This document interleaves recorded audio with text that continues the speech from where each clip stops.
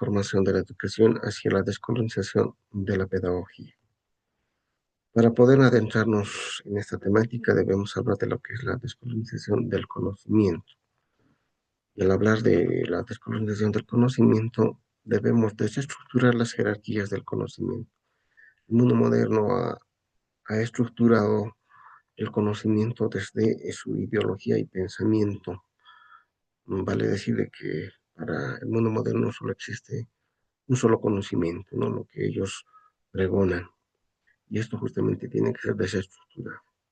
Por otro lado, Aníbal Quijano nos habla de la colonialidad del poder y la clasificación social, ¿no? El mundo moderno siempre ha ostentado el poderío a través de el de poder, ostentar poder, acumular riquezas, ¿no? Y a través de esto, pues, manipular a las sociedades populares. Han han clasificado en todo caso a las sociedades en primera, segunda y tercera clase. En su defecto han denominado, ¿no?, a las clases oligarcas el, los del mundo céntrico, ¿no? Y a las sociedades populares, las sociedades de la periferia, o aspecto que debemos nosotros tomar en cuenta para que desde nuestra realidad existencial podamos cambiar este aspecto que pues maneja el mundo moderno. Por otro lado está el giro epistémico, donde la modernidad y la colonialidad son dos caras de la misma moneda. Esto justamente nos dice Walter Mignolo, ¿no? Donde nosotros debemos desde la realidad existencial de las sociedades populares cambiar las estructuras de dominación, ¿no? Asimismo, debemos hablar de lo que es la interculturalidad y la decolonialidad, ¿no?, donde las diferentes realidades, las diferentes culturas puedan coexistir sin mayores prejuicios, contribuyendo con sus saberes y conocimientos, ¿no?, para construir una sociedad más igualitaria y equitativa. Por otro lado, también está lo que es la pedagogía crítica, donde pues debemos justamente eh, tomar muy en cuenta esto, ya que promueve el pensamiento crítico. Asimismo, la autonomía y la libertad de los sujetos. Muchas generaciones o siglos podemos manifestar de que las sociedades populares fueron pues, sometidos, ¿no?, a la voluntad de los colonizadores, ¿no? Por eso no se ha desarrollado justamente el pensamiento crítico. Y por otro lado, pues la autonomía, la libertad de pensamiento tampoco estaba desarrollado. A razón de eso, las sociedades actuales y las futuras deben pensar en generar este pensamiento crítico y a la vez, ¿no?, tener una autonomía de pensamiento. De esta forma van a poder consagrar lo que es la libertad. Asimismo, debemos hablar de lo que es la ecología de saberes, ¿no?, donde promueve la valoración y el diálogo entre diferentes tipos de conocimientos. Como bien sabemos, las culturas indígenas originarias, por ejemplo, acá en Bolivia, se tiene 36 nacionalidades, ¿no?, donde diferentes culturas tienen sus propios saberes y conocimientos, su propia ideología, su propio lenguaje y toda esa situación. Esto tiene que permitir de que las sociedades puedan contribuir con sus saberes, ¿no?, para construir una sociedad mucho más justa, donde se pueda coexistir sin prejuicios de ninguna naturaleza. La ecología de saberes también refuta lo que es la hegemonía del saber científico, ¿no?, donde da lugar más a los conocimientos que surgen de las sociedades populares, ¿no? Esos saberes que históricamente fueron invisibilizados por los colonizadores.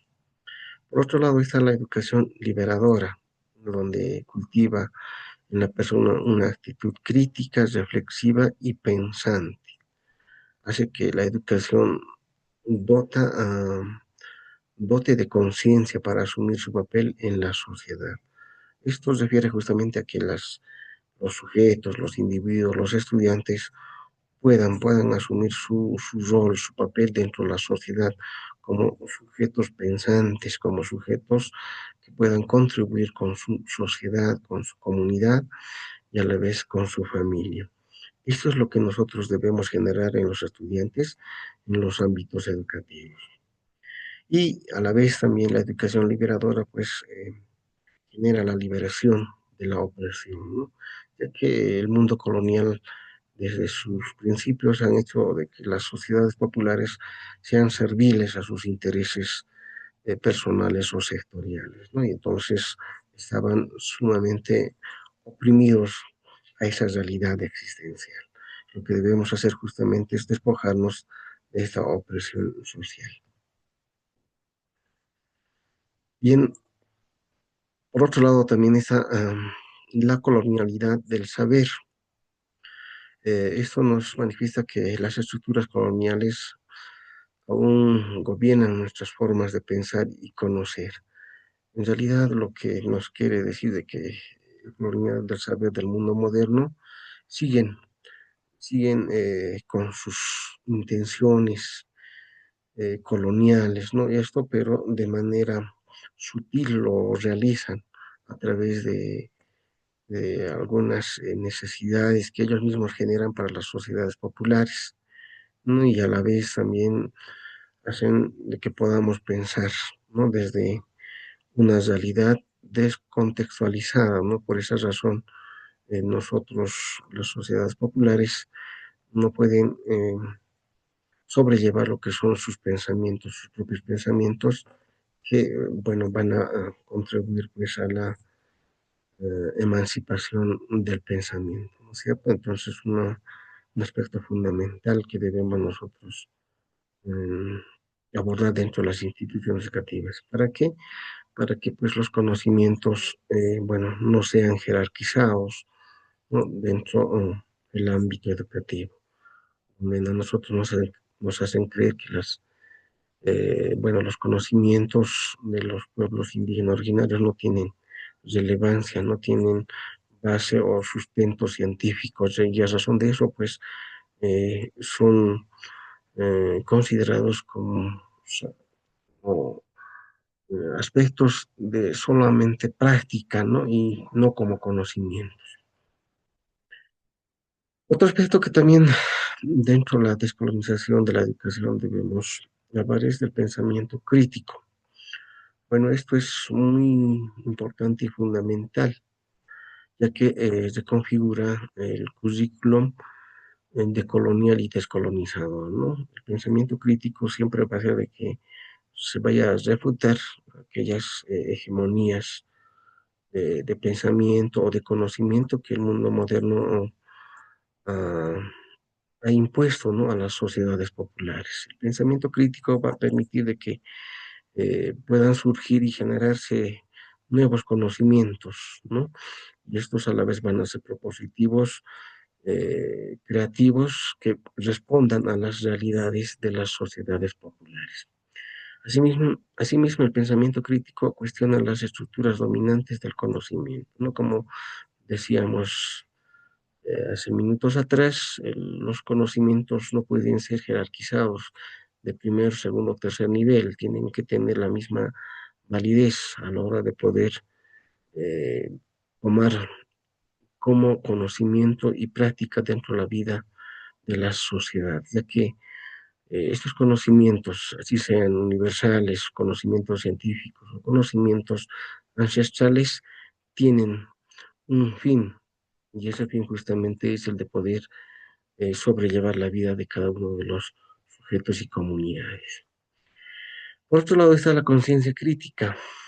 Es muy importante hablar de la conciencia crítica, ya que los sujetos, bueno, sobre todo de generaciones anteriores, eh, fueron perdiendo su identidad cultural, su conciencia crítica, ¿no? De su realidad existencial. Esto por los sometimientos que hicieron las sociedades coloniales, ¿no? Donde hicieron perder la identidad cultural, la identidad lingüística de las sociedades, ¿no? Entonces, a partir de estas realidades históricas, nosotros como sociedades actuales y también las sociedades futuras tienen que desarrollar y generar la conciencia crítica, ¿no? Que pueda transformar la realidad existencial de todas las sociedades, ¿no? Desde el locus de enunciación, es decir, desde el lugar de donde nos encontremos, construir y generar conocimientos que permitan, bueno, contrarrestar los conocimientos del mundo colonial. Por otro lado está la revitalización de los saberes ancestrales. Bueno, los saberes y conocimientos ancestrales, bueno, son fuentes de conocimientos que las sociedades indígenas originarios lo practicaban y a la vez enseñaban de generación en generación, de padre a hijo, a través de la práctica eh, cultural, a través de la práctica, bueno, de la agricultura y otros aspectos donde pues estos conocimientos tenían un sentido. Ese sentido justamente era para denotar lo que es la misma experiencia, la misma vivencia y tomando en cuenta justamente el contexto donde uno se va desarrollándose como persona, como sujeto. Entonces, estos saberes tienen bastante relevancia a la hora de poder hablar de los saberes universales como los saberes ancestrales. También nos permite hacer la transformación de la realidad, ¿no? Nos permite comprender e interpretar justamente en nuestra realidad existencial. Estos saberes y conocimientos ancestrales están en la misma práctica de la agricultura, como decíamos, ¿no? Hace rato, en el manejo, por ejemplo, de las medicinas tradicionales, en los usos y costumbres de las sociedades, en las prácticas, en la ritualidad, en la convivencia con la madre tierra y otros aspectos, ¿no? Que tienen esa, esa relación con el sujeto y con el entorno que les rodea. Entonces es muy importante el de poder eh, revitalizar estos saberes y conocimientos ancestrales de los pueblos indígenas originarios. Por otro lado, también está el diálogo epistemológico, ¿no? Esto implica una reflexión sobre las bases del saber. También nos permite entender la realidad donde nosotros estamos viviendo, ¿no? Y a la vez hace de que podamos intercambiar los diferentes conocimientos. Muchas sociedades, muchos sectores sociales tienen sus particularidades, ¿no? Desde su propia vivencia y a través de las comunidades, de esas culturas históricamente invisibilizados, tienen bastantes conocimientos. Estos son los que se tienen que ir, bueno, rescatando, ¿no? A través del diálogo epistémico, el diálogo epistemológico, ¿no? Donde debemos transformar la realidad y transformar los conocimientos, ¿no?